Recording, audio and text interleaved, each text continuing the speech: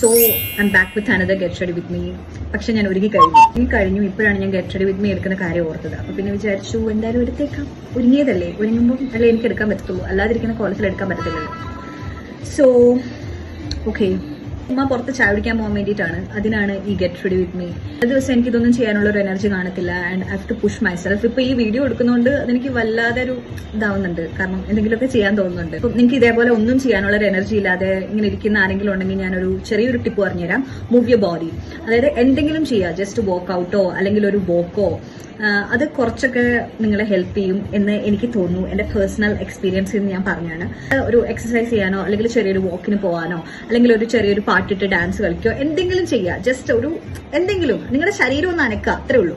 അത് കുറച്ചൊക്കെ വർക്ക് ആവുമെന്ന് എനിക്ക് തോന്നുന്നു. 40 സബ്സ്ക്രൈബേഴ്സ് ആയിരിക്കുകയാണ്.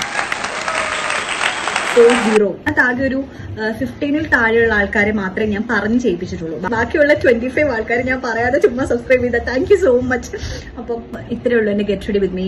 ഇത് ഗെറ്റ് റെഡി വിത്ത് മീ ഒന്നും ചെയ്തില്ല. ഞാൻ കഴിഞ്ഞിട്ട് വെറുതെ വന്നിരുന്ന. ഗെറ്റ് റെഡി വിത്ത് മീ ഒന്നും ചെയ്തില്ല. ഇത് കാണാൻ നല്ല രസമില്ലേ?